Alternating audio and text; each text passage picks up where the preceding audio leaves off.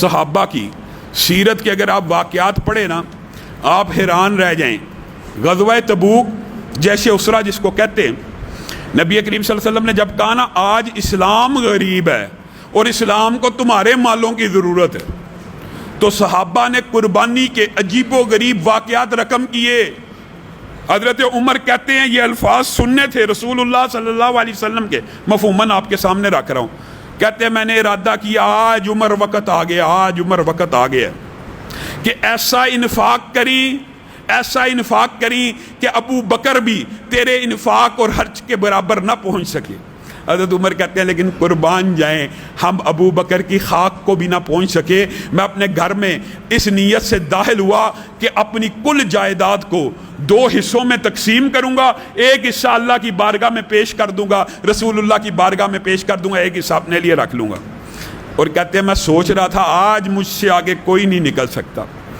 کہتے ہیں میں وہاں پہ پہنچا، میں نے اللہ کے رسول کو یہ مال دیا، رسول اللہ اتنا خوش ہوئے، حضرت عمر کو بھی، عشرہ مبشرہ کو کئی مرتبہ جنت کی بشارت دی۔ حضرت عمر کو کہا تیرا مال اللہ اور رسول نے قبول کر لیا، جنت کی بشارتیں بھی دیں۔ کہتے ہیں میں بڑا خوش تھا کہ ابو بکر آ رہے ہیں، اور ابو بکر سے رسول اللہ صلی اللہ علیہ وسلم نے پوچھا کیا لے کے آئے ہو ابو بکر؟ اے اللہ کے رسول جو کچھ تھا سب کچھ آپ کی بارگاہ میں لے آیا ہوں، جو کچھ تھا سب کچھ آپ کی بارگاہ میں لے آیا ہوں۔ عمر کہتے ہیں اللہ کی قسم ابو بکر کے یہ الفاظ سننے کے بعد عمر نے ساری زندگی یہ ارادہ بھی کرنا چھوڑ دیا کہ کبھی ابو بکر سے آگے نکلوں گا۔ گھر میں کیا چھوڑ کے آیا ابو بکر؟ اللہ کی اور اس کے رسول کی محبت کو گھر میں چھوڑ کے آیا ہوں، باقی ہر چیز آقا پیش کر دی۔ عثمان آئے، نبی کریم صلی اللہ علیہ وسلم مسکرا رہے ہیں۔ عثمان تجارت کرنا چاہتا ہے، اللہ سے مفہوم رکھ رہا ہوں، جی ہاں، کون ہے جو اللہ کی بارگاہ میں 100 اونٹ دے؟ میں محمد صلی اللہ علیہ وسلم اسے جنت کی بشارت دیتا ہوں۔ عثمان کھڑے ہوئے کہا میں آپ کو اللہ اور اس کے رسول کی وجہ سے جیسے اسرا کے لیے 100 اونٹ دیتا ہوں۔ نبی کریم صلی اللہ علیہ وسلم نے کہا عثمان تجھے جنت کی بشارت ہو، اور پھر کھڑے ہوئے کہا اب کون ہے جو 100 اونٹ پھر دے؟ عثمان پھر کھڑے ہو گئے، اے اللہ کے رسول کیا 100 اونٹ مزید دوں گا؟ پھر یہ جو پیارا اور میٹھا جملہ آپ کی زبان سے نکلا ہے عثمان تجھے جنت کی بشارت، آپ دوبارہ کہیں گے؟ اللہ کے رسول نے کہا میں کہوں گا۔ عثمان نے پھر 100 اونٹ دیے، رسول اللہ نے پھر کہا عثمان تجھے جنت کی بشارت ہو۔ عثمان کے دماغ میں اس وقت عجیب سرور کی کفیات ہیں۔ رسول اللہ پھر کھڑے ہوتے ہیں، کون ہے جو 100 اونٹ دے گا؟ عثمان کھڑے ہوتے ہیں، اللہ کے رسول یہ جملہ دوبارہ ادا کر دیں گے؟ جی کر دوں گا۔ پھر 100 اونٹ دیے، 7 دفعہ رسول اللہ کھڑے ہوئے، 7 دفعہ عثمان نے لبیک کہا۔ رسول اللہ کو سونا بھی ساتھ دیا، اور رسول اللہ صلی اللہ علیہ وسلم جب 7ویں مرتبہ اعلان کرتے ہیں نا کون ہے جو اللہ کی بارگاہ میں 100 اونٹ دے گا، حضرت عثمان کہتے ہیں آقا یہ جملہ بولیں گے تو عثمان پھر 100 اونٹ دے گا۔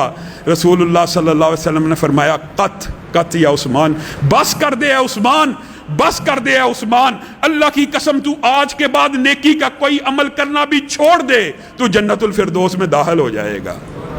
یہ وہی عثمان ہے، 100 سے زائد اونٹوں کا تجارتی قافلہ، اتنا بڑا قافلہ تاریخ کے اندر روایات کے اندر لکھا ہے۔ پتہ کتنا بڑا قافلہ کہ جب مدینہ کی سرحد پہ پہنچا نا، مدینہ کے گھر گھر کے اندر اس اونٹوں کے قدموں کی دھمک آ رہی تھی۔ لوگ ہڑبڑا کے کھڑے ہو گئے کہ کہیں دشمن نے حملہ تو نہیں کر دیا، اتنی بڑی آواز آ رہی ہے۔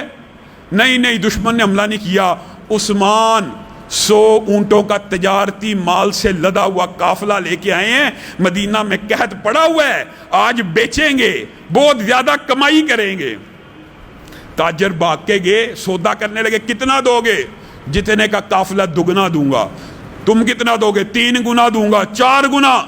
روایات کے الفاظ مختلف ہیں، یہاں تک کہ حضرت عثمان کے قافلے کی قیمت 8 گنا تاجروں نے لگا دی۔ تو حضرت عثمان نے کہا ایک تاجر ایسا ہے جو اس سے زیادہ بھی مجھے نفع دینے والا ہے، کوئی اور بڑھانا چاہتا ہے؟ ادھر سے ایک ہرکارا آیا، امی عائشہ نے بھیجا تھا، کہا عثمان کو خبر دو، رسول اللہ صلی اللہ علیہ وسلم نے فرمایا عثمان جنت میں داخل ہو جائے گا۔ حضرت عثمان کی آنکھوں میں آنسو آنا شروع ہو گئے۔